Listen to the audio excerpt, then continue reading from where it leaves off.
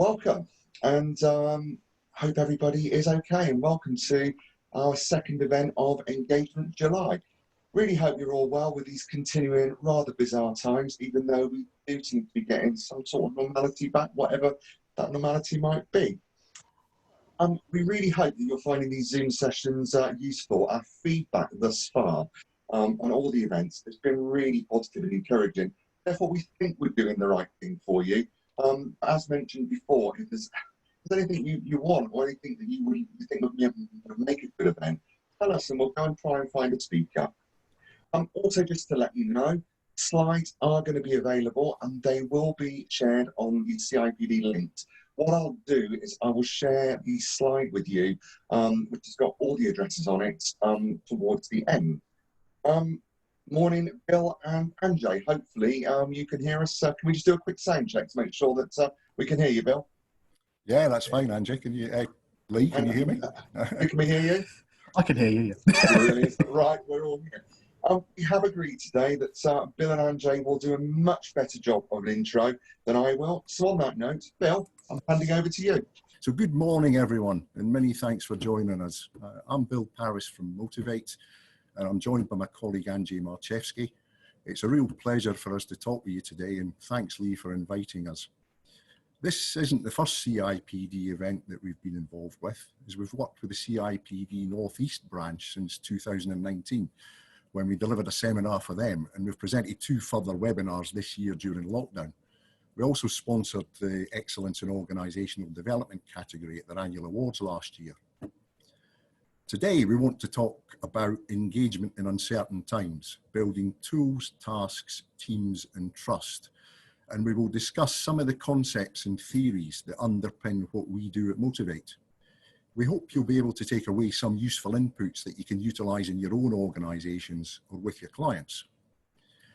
So as I said, I'm Bill Parris and I lead the UK business for Motivait with specific responsibility for its employee engagement solutions market. I've been associated with the HR profession for a number of years, initially as a practitioner, before entering the world of executive recruitment, where I specialised in the HR market for over 10 years before joining this business. Anjay, would you like to say a few words?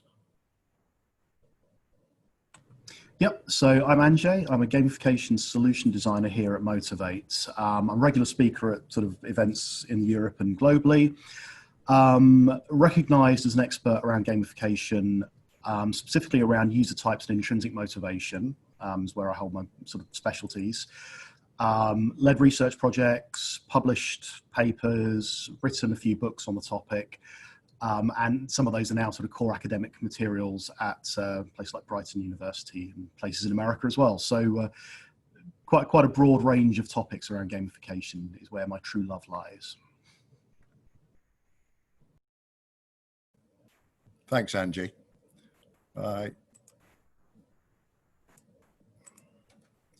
So who are Motivait? I've been warned by Lee that this shouldn't be a sales pitch. So if you're interested to find out more, then the best place to start is our website, www.motivate.net. And you can also follow us on LinkedIn. We're a young international business located in the UK and Spain that was created with a mission to inspire engagement. We aren't talking about engagement survey tools or strategic frameworks, but creating and delivering digital engagement solutions that help organisations address specific business or operational challenges where there's a need to increase the motivation, participation and performance of people. Our engagement solutions are currently live in over 40 countries with in excess of 27 million users. When we build digital solutions, we focus on people-centric design, concentrating on good user experience and engagement through methods such as gamification, and the focus is to drive behavioural change to achieve specific and desired outcomes. This means that at the core of everything we do is an understanding of intrinsic motivation and how to motivate people in a way that is valuable, relevant, and sustainable. So how do we define engagement? Well, the definition we use is an emotional or psychological attachment between different groups. For example, between employees, their work, and the organisation. In the workplace, businesses are faced with increasing competition and tighter margins, and they need to encourage their employees and associates to go the extra mile, achieve greater productivity, become brand ambassadors, and deliver even better customer experiences to allow them to achieve their goals. Between consumers and a brand, brands today are constantly fighting for consumer attention, relevance and profitability in an era of constant change. Brands need to maximise retention, advocacy and spend amongst existing customers while attracting new customers through creating great experiences and building stronger emotional bonds with them. What is it that makes people sleep out overnight in an Apple store to be the first to buy the new iPhone when it's released? The third area we look at is between students and their learning, stimulating the desire to learn. We've all heard about learning styles and people learning in different ways. So appropriate ways to encourage learning to ensure knowledge retention and effective transfer into the workplace need to be deployed. The days of sitting in a classroom for the majority of learning experiences have reduced, although they still have their place. But creating appropriate learning experiences at the point in need, at the convenience of the learner, particularly using technology, have become more readily available and incredibly valuable. Between citizens and their communities, one of the biggest challenges facing society is that of the environment. We need more people to take an active interest in how we reduce emissions that are creating significant harm to our planet. What is it that makes people volunteer to pick litter in their village or remove plastics for the beach, or really focus on maximising their recycling efforts? The last one is what makes us continue to support a sports team, for example, even when they aren't very good. I can relate to this quite personally. So as you can probably tell from my accent, I originate from north of the border. And I took my daughter along a football match to watch my beloved football team, Falkirk, the team I grew up watching when I was a boy. It was against Inverness Cally Thistle. It was a freezing cold Tuesday night in late October as we sat amongst a die-hard crowd of about 3,500 people. Now, my daughter has lived all her life in the south and is used to watching the English Premier League, which is a much higher standard, and she's a keen Chelsea fan. After about 20 minutes, she turned to me and said, "Dad, this is rubbish." To which I replied, "I know it's rubbish, but it's my team." In some ways, I was surprised it took her as long as 20 minutes to come to that conclusion, if I'm honest. So emotional attachment is that feeling from within that makes people want to be part of something. They feel proud and want to talk about it enthusiastically. You have a passion for a cause, a commitment, a deep loyalty, a strong desire to make a difference. I need to contribute over and above what's expected. So in the workplace, engagement's been high on the agenda for a long time. Despite lots of efforts over a number of years, the dial hasn't really moved significantly. It's a big subject to address and requires an appropriate level of investment and time to achieve substantial results. According to the Gallup report, State of the Global Workforce, issued in 2017, 2/3 of the global workforce are not engaged at work, putting in time but little discretionary effort, resulting in a significant productivity gap that is estimated to be worth billions of pounds. For example, the survey showed that in Western Europe, just 10% of employees are engaged at work, while the vast majority, 71%, are not engaged and 19% are actively disengaged. But there is significant evidence in this report and others, for example, the Engage for Success report that was commissioned by the UK government almost 10 years ago, but still holds true, that shows a very strong correlation between higher levels of engagement and improved business performance. So looking at the slide, when compared with business units in the bottom quartile of engagement against those in the top quartile, improvements in a number of key areas have been realised.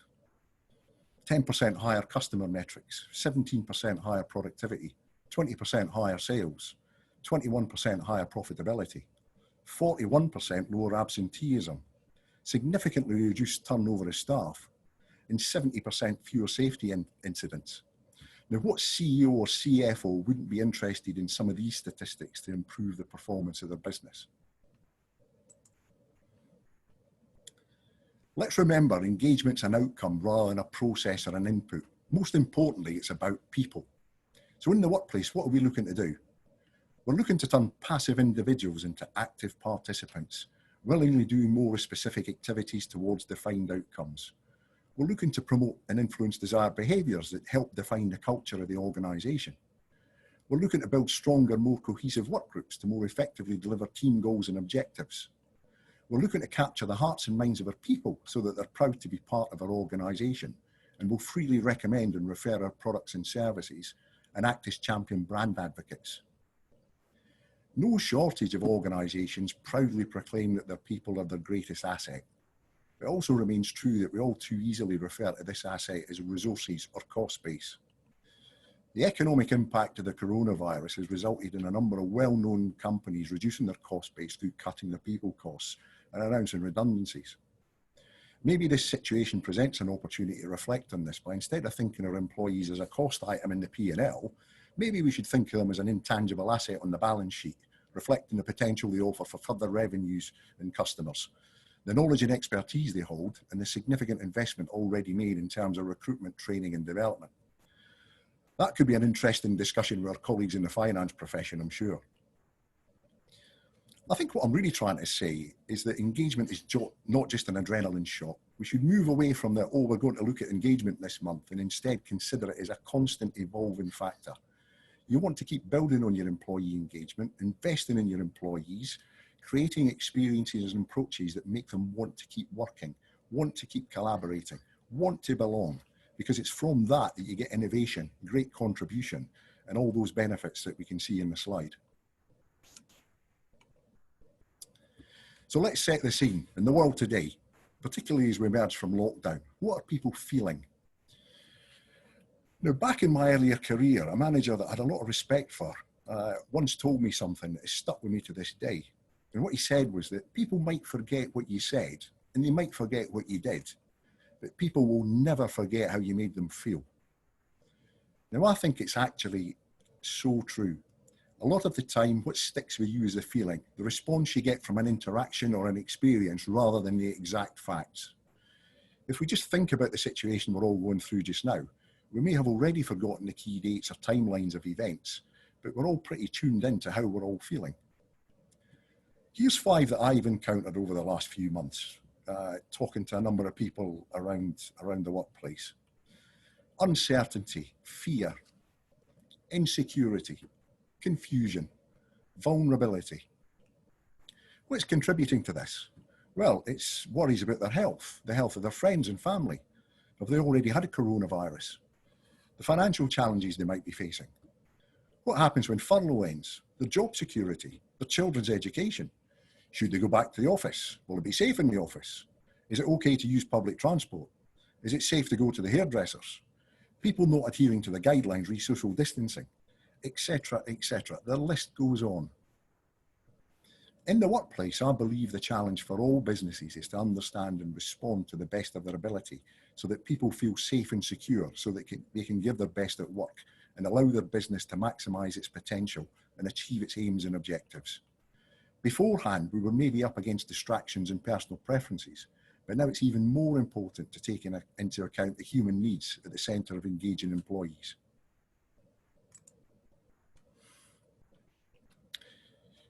So, from an employee engagement perspective, there's work to be done to build or rebuild that emotional attachment, because I think the recent times have made us question a number of things. 1, the change in values and needs of individuals. We're all different and we have different challenges. I've heard many people say how they now appreciate the simple things in life, the things that for many were taken for granted, the time they spend commuting to work, the time they spend working at the expense of their family, visiting friends, colleagues, going out for dinner, the freedom to do things that have all been curtailed. All of these contribute to a greater need to understand and respond to personal needs. The work environment, integrating work with home. For many at the moment, the day is not split into discrete periods like it used to be. The working day may start earlier and finish later with different breaks. The challenge of creating an adequate workspace at home where more than one person might be working, maybe even 2, 3 or more people. Asking the question, do I really need to go back to an office every day? I've proved that I can be effective from home. Opening up the personal life more with colleagues during video calls. I think we've all seen children, partners, pets have all been much more visible. And from personal experience, how do you control the dog next door continually barking when you're talking with a client? Homeschooling the children while trying to do your job. Having to embrace technology more with greater adoption of tools such as Teams and Zoom. And at the same time, having to seamlessly balance the needs of work and home. The third one, commitment to current employer. And that's probably going to be based on recent experiences. And they can be good or bad. I don't want to reference any in particular here, but there have been a number highlighted in the media that have done damage to their brand. Whether people have been furloughed or not furloughed, how's that been handled? The impact of management style and decisions and communication or lack of it. Micromanagement. Do people feel trusted to get on and do their job? The fourth one, how resilient are people to deal with the uncertainty, fear, risk and confusion, both physically and mentally? People being thrust into unfamiliar situations and environments, maybe being isolated for long periods of time and where there is no rule book. This can cause significant stress and can have major impact on well-being in the short and long term. Fundamentally, all of these create a need for empathy, to understand what people are going through and how to get them on board with what you're going through as a business. So the future of work and the future of each company in this economic situation, in many cases, is still to be determined. The one thing that will be consistent is that people will still be a major part of it, regardless of the economic landscape or advances in technology, automation, or artificial intelligence. The demands for specific skills may change, as they have done over the years, and people will have to adapt to respond. But as I said earlier, how often have we heard that people are our biggest asset? So we need to ensure that we make them feel like that. Whether they're working remotely, in an office, or a combination, they're the lifeblood of our businesses and society's future. As HR professionals, we can often get caught up in operational detail and process management, but I think now's the time to focus on some of the more qualitative elements of the workforce. Uncertain times mean employees need more support than ever. We need to attend to how our people are feeling and build great cultures built on trust, strong leadership, honest communication, giving people a sense of purpose and making them feel valued and proud. Focus on the unique value people can contribute to the company through their talent, skills and commitment breeds engagement. Right now is the time to make your people feel welcome, needed and vital, but also that they want to be part of your journey. I've got a great quote from an HR leader I know. What she said was, we cannot change the direction of the wind, but as HR leaders we can trim the sails on multiple fronts. We can pull our people close so that we're more likely to keep them when the employment market rebounds. We can examine our leadership to identify anything we're doing that will contribute to our employee loyalty and commitment. Getting this right can have a big impact on a company's ability to increase engagement, drive results, increase productivity, and retain the workforce in the months and years to come. How each company embraces the change at hand will vary according to their own circumstances, but hopefully through this webinar we can give you some ideas to help you navigate through this. Okay, so thanks, Bill, for that. This part of the talk is going to go into slightly more practical aspects of what Bill's introduced there, of we need a more engaged workforce. He's talked about the importance of why an engaged workforce should be a priority. So now what I want to do is go through some ideas on how we can do that and introduce a few little sort of frameworks that we use here at Motivait. First thing is that accepting that a truly engaged workforce isn't going to be an easy or a quick fix, and it requires a lot of different skills and a lot of different methodologies. And just looking at the sort of things that we do personally at Motivait, everything from psychology to user experience design, graphic design, support, software development, all these things are required to create good engagement when we're doing solutions. So hopefully some of our experience can help you with what you're doing. As I'm a gamification designer, and I've been in the industry now since sort of 2006 doing gamification, 2011, that's where I sit, and I love gamification as a way of helping people get engaged. And it's one of the tools that we use heavily through our designs. And this isn't a gamification talk, that requires an entirely different webinar, hint, hint. Let's sort of get into what gamification is, because some of you will have heard of it, some of you won't. So very simply, it's the use of game design and game elements in non-entertainment situations. So we've all seen them in games, and whether we know it or not, we've now probably all seen them in things that aren't games. Why is this something that's useful? Well, games are really good at engaging people. when you consider that in the UK, the games market is now worth £5.4 billion, which currently is more than film and music put together. And that 70% of people between age 8 and 74 would say they play games, and that's just the ones who admit to playing games. This is a big place that people find relaxation and entertainment. So it makes sense for us to try and bring that into the workforce in some way. Doesn't mean we're all playing games, but it's learning from games. And we found that using gamification can help to create much deeper engagement in our solutions. Sometimes moving the dial from I have to do this to I want to do this, which is our ideal situation. That's our big win. If we can take a process which people don't want to do, and then by the end of it, they can say, oh, I want to do this, through either understanding what it is or enjoying doing the process, if we can. But also, sometimes a much smaller move in the dial, when you're playing the percentages of, you know, a 1% change across a company of 70,000 is a huge amount. From just going from, this is an awful process, to that was okay, or I didn't mind doing that. And we found that gamification can really help with that, from anything from onboarding to loyalty schemes, to any kind of process around education, HR processes. It can really help move that dial somehow. And as I said, you've probably, whether you know it or not, have been involved with gamification in some way. So anyone who's wearing a Fitbit or has a health tracker on their phone or anything like that, they're all gamified. Whether it looks like they are or they're not, they have some gamification built in. And we'll come to kind of some of the mechanics of that a little bit later. LinkedIn uses gamification. They've used it for years and have found that it's really improved people filling in their profiles, for instance, with the simple progress bar. And of course, anyone who's got a Tesco's club card or anything like that has also been involved in some form of gamification. So it doesn't always have to be an overt game-looking experience. The techniques of gamification are all built around engagement. So starting at the heart of why we use gamification, and Bill alluded to this earlier, it's around putting people at the center of an experience. Games focus on the person who's playing them rather than the game designer's desires. So when we think about that in work, we design any experience and solution, putting the people who are involved in that experience at the center of it. So that forms the core of our design, which means we need to understand how people are motivated. And this is what the core of the talk will actually be about, is around motivation, not games and gamification. Understanding not only the motivations, but who those people are.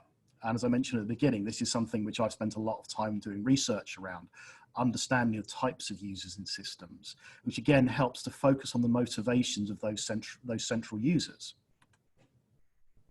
Feedback and rewards.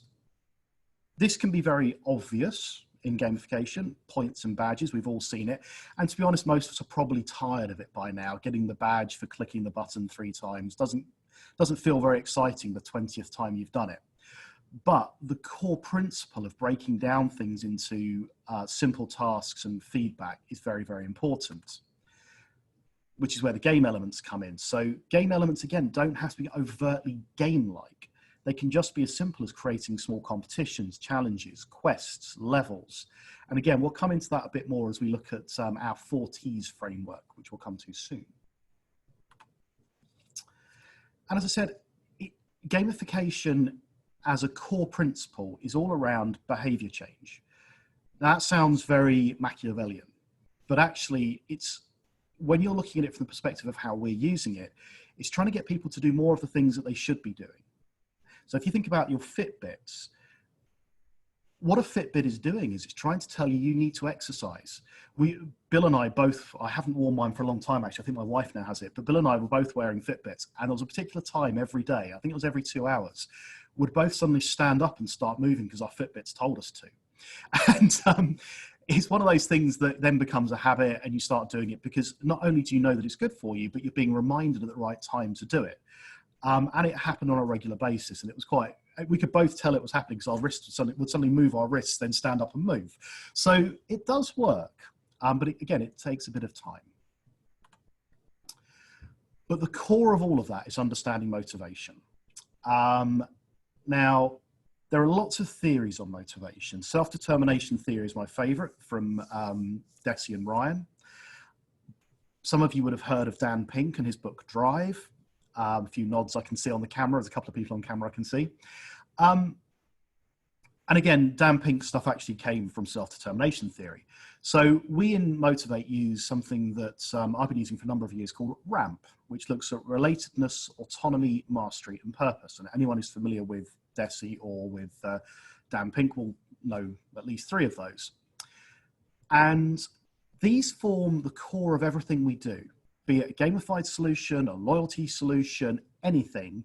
We start from this as the foundation. This is where I want to focus on, because be it remote working, face-to-face working, online experiences, board games, whatever it may be that you're thinking of using to help engagement, understanding those motivations is the core of everything you do, because everybody is motivated by these different areas: relatedness, autonomy, mastery, purpose, in different ways, in different amounts, in different contexts. So understanding it becomes really, really important.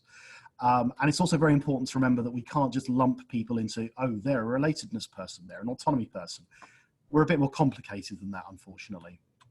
If we go through the list, so relatedness is the desire to be connected to people socially and emotionally. And we spoke about emotional engagement at the beginning with Bill. And as we may have noticed in our remote world over the last few months, that's quite difficult. And one of the things that we talk about in the 4 T's is how to build teams and trust around teams. Autonomy refers to our feeling that we like to make free choices. Now, in a work environment, free choice can be a bit awkward at times, and sometimes we don't want people to have total freedom of what they do, but there needs to be there has to be some ability to feel like you're in control of your destiny. And again, we'll come on to some more on that. Mastery, quite a simple theory, and that's the idea of feeling like you're progressing in something, improving at something, becoming more skilled at it, mastering it, essentially. You know, playing an instrument and going from playing 3 chords to big solos. Purpose. Now, this is where I have to stop for a second, because purpose is a bit more complicated, and there are 2 different types that we talk about. There's a general sense of purpose, and there is an altruistic sense of purpose. Altruistic's quite easy. That's the desire to help people. So helping an old lady across the road fills a need for altruistic purpose. Meaningful purpose is a bit more difficult, and that surrounds everything that we do, because that is our desire to kind of feel that what we're doing is important, to find some meaning in what we're doing. And as a great example, and an anecdote that I've always hoped is true, is the idea of a cleaner at NASA. And they're doing their job, and the head of science comes up to them and says, I just wanted to remind you that if it wasn't for you keeping our workstations, our work areas clean, we couldn't design rockets and all the interfaces we need in a clean environment. So you, in a very real way, help us get rockets into space. I love that as an anecdote, because it just puts into perspective that everybody's role is important and everything that we do has some relevance. But sometimes we just need to be reminded of that relevance. And that's, again, we'll come to that in a moment, because that's quite a hard thing to do, especially when we've all been sat in different rooms for the last few months. So the 4 T's that I have mentioned already: teams, trust, tools, and tasks. And this is all based around RAMP again. And it's something that we presented previously at the Northeast and seemed to go down very well. So we wanted to spend a bit of time looking at it with you guys and seeing if there's anything you can pull out of it that you'll find interesting. So again, based on those 4 motivations of relatedness, autonomy, mastery, and purpose. I'm going to start with tools, because tools is an easy one. So if things suddenly go dark, our lights are on movement sensors, and if we don't move, that one turns off, and I have to walk across the room to switch it back on again. So I'm not going to do that. Tools. We've all been using tools a lot recently. We're using one now, Zoom. We use Teams in our office. We use Trello for project management. And at Motivate, it's something that we're quite used to doing, because our offices are spread between Newcastle, Woking, and Spain. So we're used to using tools for social purposes. But there's a lot more to using tools than just having tools. We need to actually promote the usage, and we need to find the right tools for the right purposes. So in this instance, Zoom is a fantastic tool for doing large-scale webinars like this. It's a bit less practical for doing one-to-one conversations because it takes a bit of setup. As we found today, sometimes it can have some issues. So we'll use Teams for that.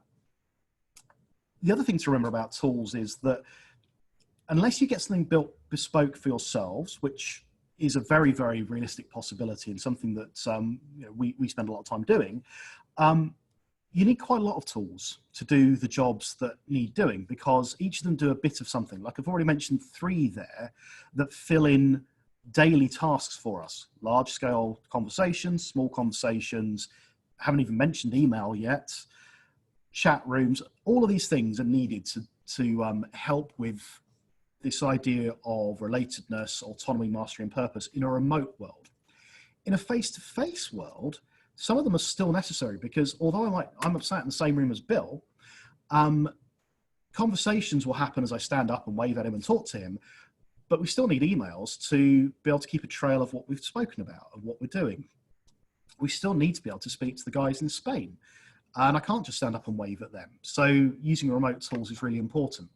So the reason tools sit at the center of this kind of 4 T's is because they influence everything else that we're doing. Technology, unfortunately, now is the big influencer of almost everything we do. So, as I said, keeping in mind that you might need more than one, or you might need something specifically built for your needs, tools are extremely important, but they won't create the behaviors that we need. That comes down to us and how we manage things. Which brings us to Teams. So Teams sits nicely between relatedness and purpose. Now, as an individual, if we want to kind of create a more team-like feel, we have to remember that teams are built of people. Now, this is management and individuals. So in a remote world, one of the things that I've noticed is that I don't speak to people as much as I used to, because I'm not sat with them, I can't have a chat with them.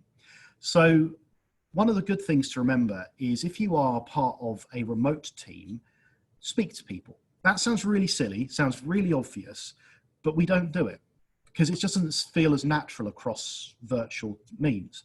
So one of the things that we've sort of jokingly done sometimes is set up reminders for ourselves to talk to each other. A little alert to say, share an anecdote with somebody or just ask how they are.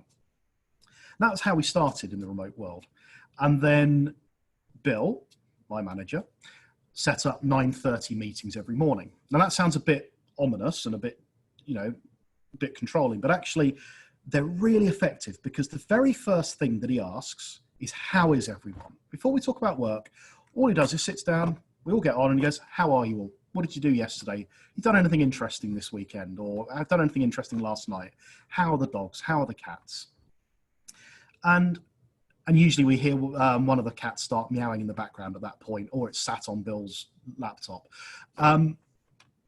And for us, that promotes that feeling of team before the company almost, because we start to, it automatically makes you go, oh yeah, we're all people. We all need to talk to each other. Now, as a manager, what that gives Bill is the opportunity to gauge the room a little bit. Face to face, he knows if I'm miserable. It's really obvious if I'm miserable. It's usually around the time I'm doing analytics, and I'm usually sat there very quietly and no one speaks to me. And that's great. Remotely, that's much harder to do. So just that question allows him, if everyone just goes, oh, he knows there's a problem instantly. So just that little conversation may only last 5 or 10 minutes. We may not even mention work at all during that 9:30 meeting. It promotes a feeling of team. And it also gives Bill the opportunity to gauge how we're all doing, to then decide whether he needs to have individual conversations. So as a manager, it's essential. As an individual, it makes it feel that the company is invested in how I feel. And that adds to my sense of purpose, because it makes me feel that I'm important to the company, knowing that they care. And Bill mentioned earlier, empathy. One of the things that we have learned over this period of time is that empathy is way more important than almost anything now to create engagement in a company. And as I'll probably talk about it a bit later, but it's a two-way street. I feel empathy towards the company because they feel empathy towards me. That felt a bit preachy, I do apologize. Very important to me, that one. Trust. Now then, with anything that we do, we have to have a sense of trust. And again, anyone who's working with remote teams will know that the first few weeks of this was difficult because as a manager, I've not done much people management. I have managed teams, but there is a desire to know what's happening at all times. And when you're in a room together, again, it's very easy to see if people are doing things. If you're not in a room together, that becomes a bit more complicated. And sometimes there is the risk of you becoming a micromanager because there's a limited amount of trust sometimes at the beginning of this kind of process where you want to know what everybody's doing. As you begin to let go of that and you allow more autonomy, trust begins to build and you start to feel more comfortable allowing people to get on with things in their own way, knowing that the world has changed a lot, that things are different. And if you don't do that, people they feel very kind of disengaged because remove autonomy and people don't feel that they're able to do things how they need to do them. And that can lead to huge amounts of demotivation. The flip side of that is to be trusted, you have to be trustworthy. And again, that sounds very obvious. But as we move towards this idea of work-life integration, where the balance is changing. So I remember someone saying to me the other day that it's not work-life balance, it's now life-work balance, because they're almost the same thing. They merge, which is why Bill talks about integration rather than balance now, because we have to learn now how to integrate work into what we're doing. But more importantly, we have to integrate our life back into work. To do that requires the trust and being trustworthy. So if Bill's going to trust me to get on with my work, I have to repay that trust by getting on with my work. And again, it sounds obvious, but as an individual who can be very easily distracted, my home office is where my guitars are. But it's very easy for me to go, just have 5 minutes. And an hour and a half later, should really get on with some work again. And my kids are the same. They're both home. Well, one of them's now home learning, one's back at school. And the number of times I've had to knock on the door and she's having a conversation with 2 of her friends on WhatsApp and hasn't looked at her work for an hour. So yeah, it's a two-way street. Building trust is very important though, because this isn't going to change quickly. We're all beginning to start drifting back to work, but because this framework of working from home has now been proven for 4 months, people are going to want to do it more often. And I think all the companies who used to say, no, we can't allow that, it doesn't work. It does. We've all shown that it works in a very large number of cases. Tasks. Now, we all set goals. We all have worked with project managers. Human beings are terrible at dealing with long-term distant tasks. They become very abstract. So we've all learned that we have to break things down into smaller goals. But now the way we're working and the way we'll continue to work, we need to look at much smaller tasks, much more maintainable and achievable goals that fit within a new way of working. So as Bill said, 9 to 5 isn't really a thing at the moment. I'll start at 7 or 8, depending on what time I get up, do some work till about 9 o'clock, and then I will deal with the kids, deal with the dog, take the dog for a walk, come back, do 11 till 1, have some lunch. And then I may not do anything for an hour or two because the kids are back from school, they want to go and play in the pool or something. And then I'll come back to work in the evening and do more stuff. And my eldest daughter's beginning to cotton on to this, and I'll find her working at 11 o'clock at night because she can't sleep. So we have to be much more disciplined about tasks. So we need to make much smaller tasks rather than big tasks that we have to do in one solid 2-hour stint. We need to look at 15 minutes, 20 minutes, 30 minutes and breaking things down. That helps us feel like we're achieving things, because every time we achieve a task, we feel like we've got a bit closer to mastering that job. But it also requires transparency. That could be almost a 5th T in this, transparency, because if we're doing that and we're working that way, Bill needs to be aware that I'm doing that. Your managers need to be aware that that's how you're working, and they have to be okay with that. And what Bill has said to us in the past is it's not about the amount of time you spend in front of the computer, it's whether or not you're doing the job. So it's switching between task done and job done. Sorry, time done and job done. Sitting there 9 to 5 and not doing anything is much less use to people than doing 2 hours on, 2 hours off, 2 hours on, 2 hours off, and getting the job done. And that's a mindset change that has been happening over the last few years. You don't get as many managers stood there at 9 o'clock tapping their watch if you haven't sat down yet. You don't get as many managers sitting there if your coffee break took 20 minutes rather than 15, as long as the work's getting done. And again, creating smaller goals and smaller tasks can really help do this.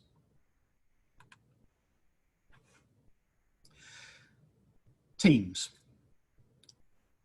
And as I've already mentioned, teams are hugely important, because with all of this, we need that sense of belonging, that sense of purpose within this, a feeling that within our teams, we're doing something we're meant to be doing, we're achieving something. So to promote relatedness, as I've already spoken about, we need to really sort of bring that all together and bring that under the umbrella of purpose. We're all working together towards one goal. And my next slide will kind of just highlight some of those bits for us.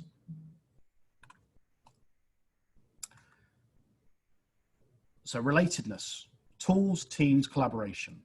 We need tools, we need to promote the teams, we need to promote collaboration between people. Working together is even more important than it ever has been, because it's easy for me to work as an individual in an office because there are people to remind me that I'm part of a team. When I'm working from home, working remotely, that becomes much more difficult. So building those feelings of collaboration and team is so vital now. Autonomy, trust, accountability. I didn't mention that in the previous slides. If we are going to do this new model of letting people have more freedom and more autonomy, there has to be a voluntary level of accountability. We have to take responsibility for what we're doing as individuals.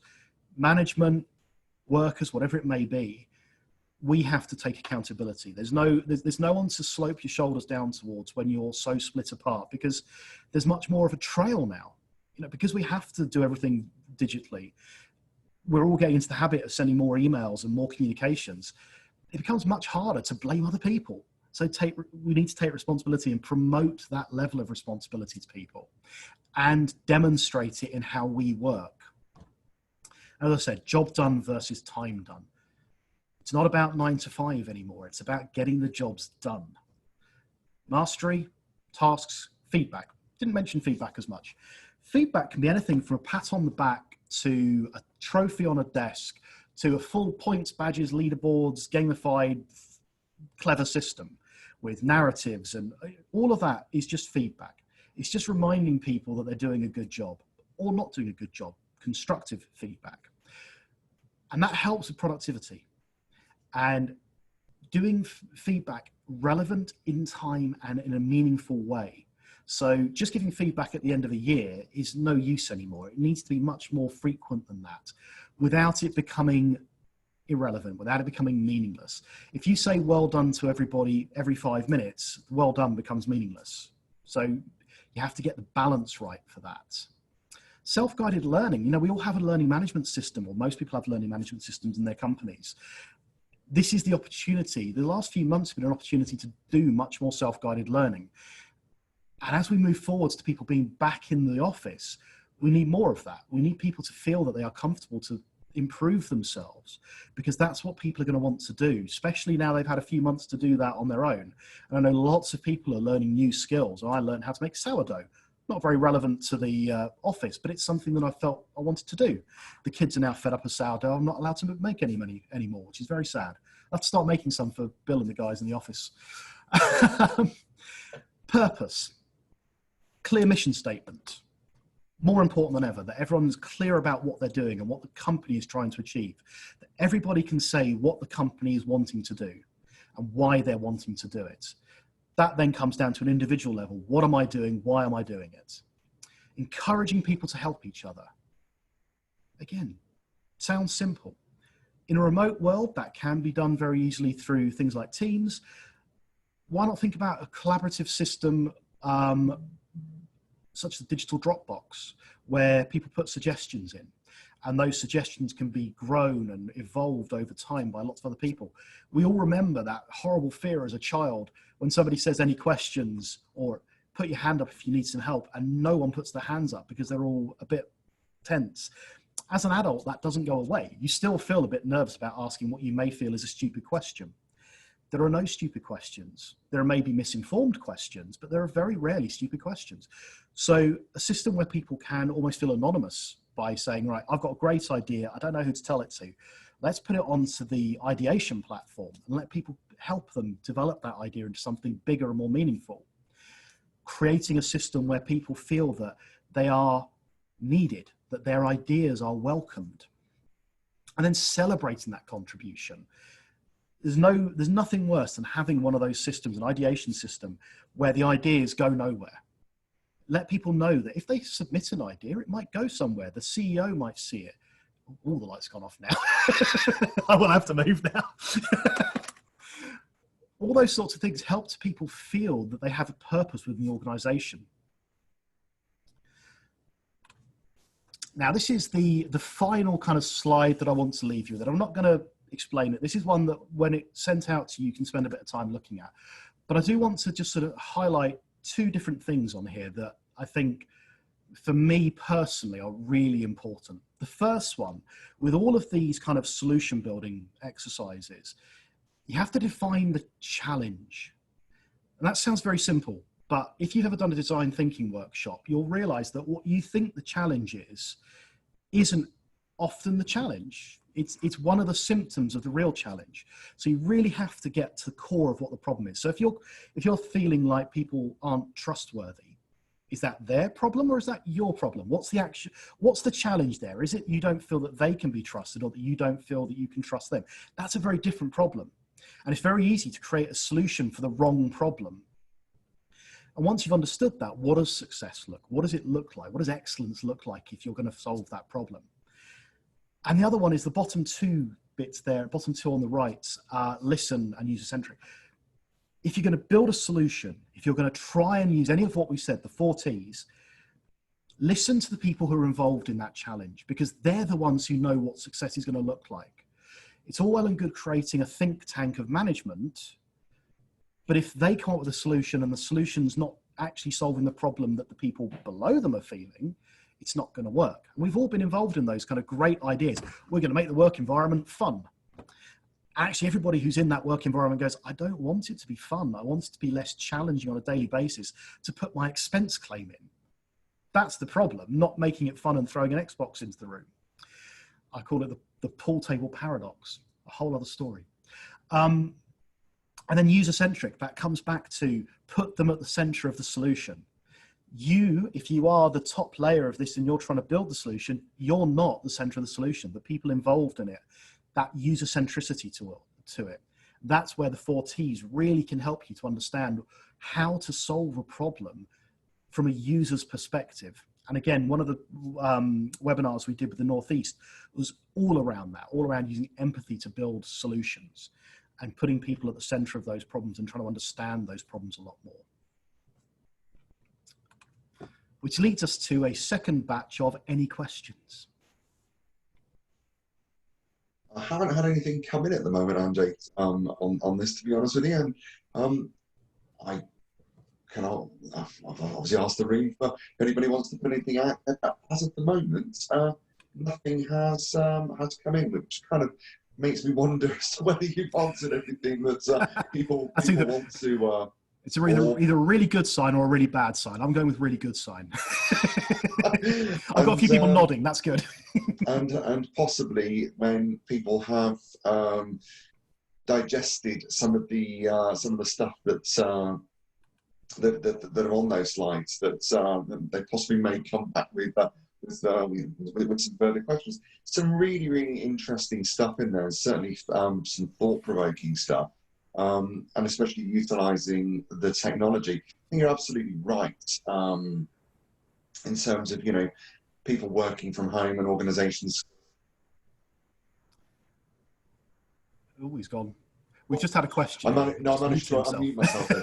But what I was saying is, I think that in terms of, organisations saying that we don't do that, it's not part of our culture, you can't work from home, it's clearly been proven, you know, how we've done it. And there's a question that's come in. Hi, great talk.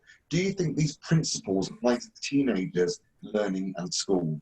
Oh my goodness. You can answer that one, Angie, really well, can't you? I can answer that. I have a teenager and my wife works out of school. I could go on a long time about this, so I won't. Yes, they apply. I have been using them with my teenage daughter.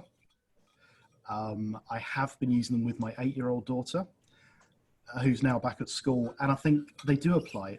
Remote learning from schools has been managed very oddly, and again, I could go on for hours about this, but I think that what teachers have done recently is they have shown a great deal of trust in their students, and from what I'm hearing from feedback from the school itself is that has been repaid by most students.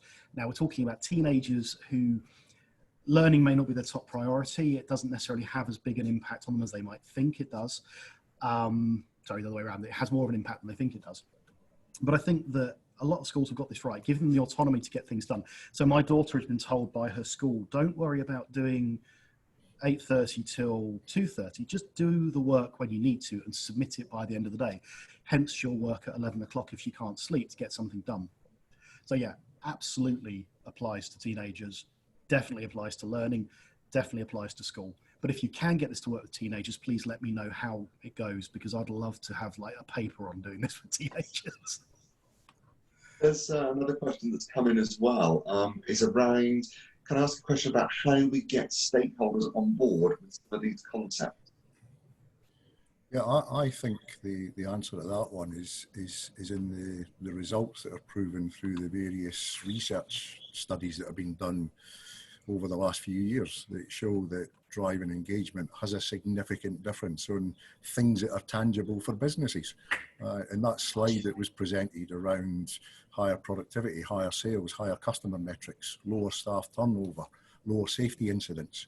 I think I made the comment, what CEO or CFO isn't going to be interested in those things? I think when you start talking about feelings and emotions and behaviours, typically CEOs and CFOs, in my experience, start to get a little bit, not sure about that. I can't really understand that particularly well. I don't relate it to it very well. But I think if you turn it into business, that really starts to have an impact. So I think that's the whole idea about engagement for engagement's sake is a bit meaningless. It's got to have some specific outcomes that are valuable for the organisation, but also valuable for the people involved. There's another one that's coming as well. Melanie has just amended it slightly. Referring to team meetings and reminders to talk to people. Do this, but some people question whether this should be mandatory. Although the people that question their worth are often the people that talk most in these meetings. And she just said, to be clear, not the seminar, in their reminder meetings. Not sure. Yeah. I think again, it comes back to something that we were trying to reinforce during the discussion, and that's about creating that desire for people to want to do something, and people will want to do it if they find it valuable.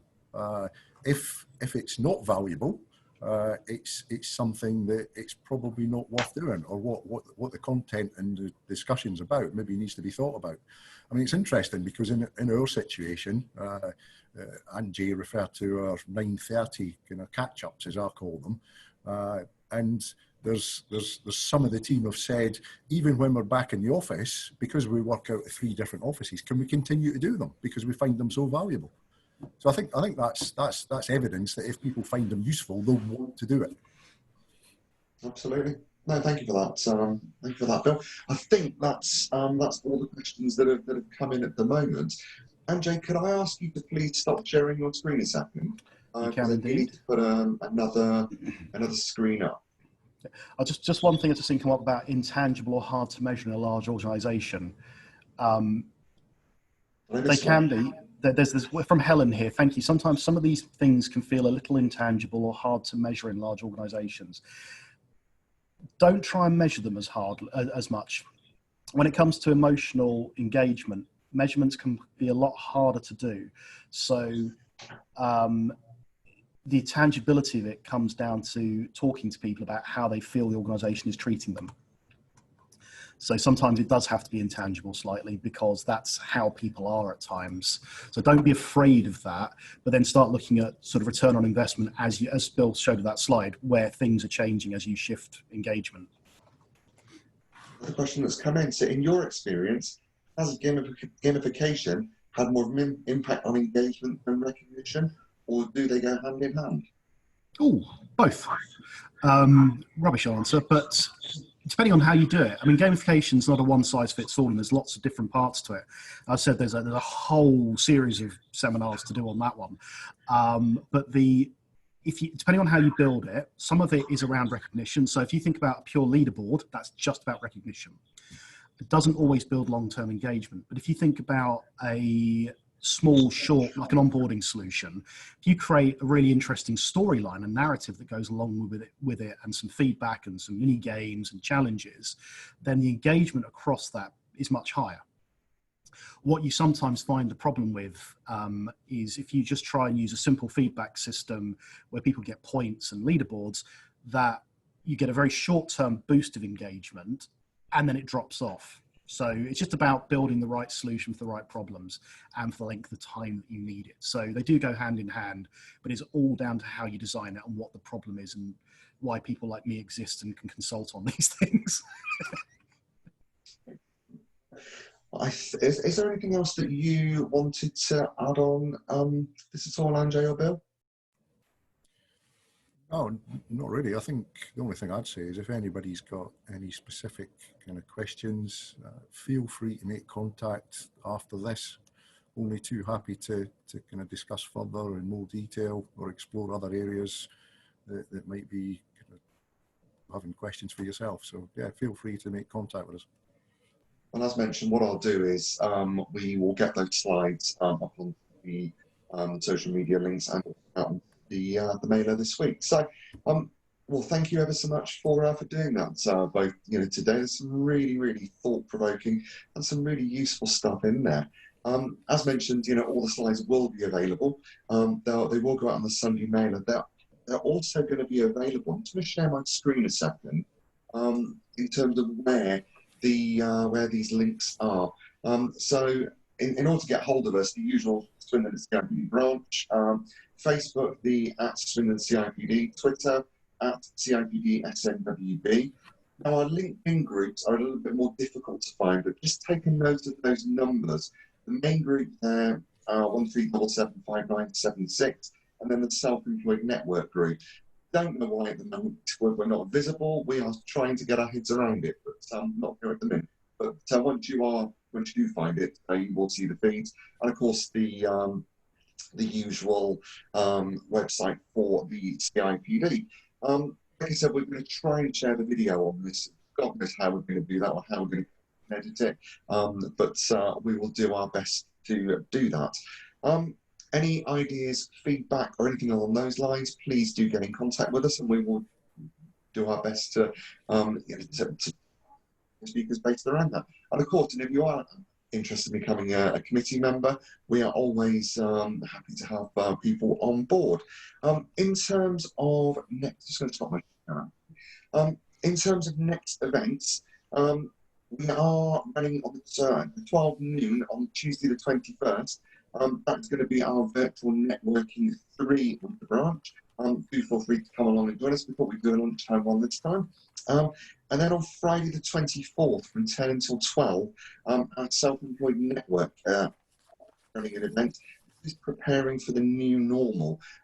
We've got a speaker by the name of Kate Harper, who will be delivering this relatively informal but very interactive session.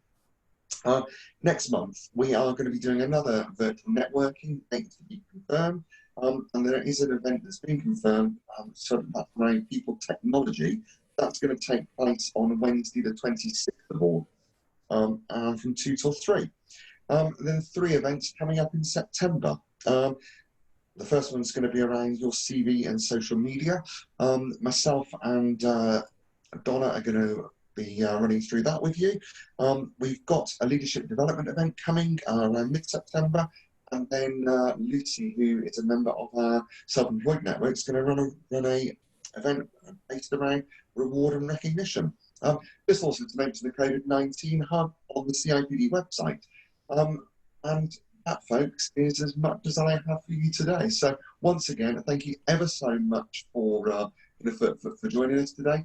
Thank you, to Bill and Anjay for doing this. I'm just going to allow everybody to unmute themselves because I like to give a round of applause to start there we go. I'll allow people to unmute themselves. If you'd like to unmute yourself, I think a little round of applause for Anjay and Bill. We'll go around well there. Thank you for having us. It's been great fun. Thank you. Thank you very much. You're more than welcome. So, thank you to everybody. Thank you. Take care.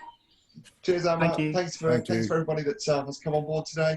Bill and Anjay, if you'd just like to hang around for a couple of minutes, then we can continue as and when people drop away.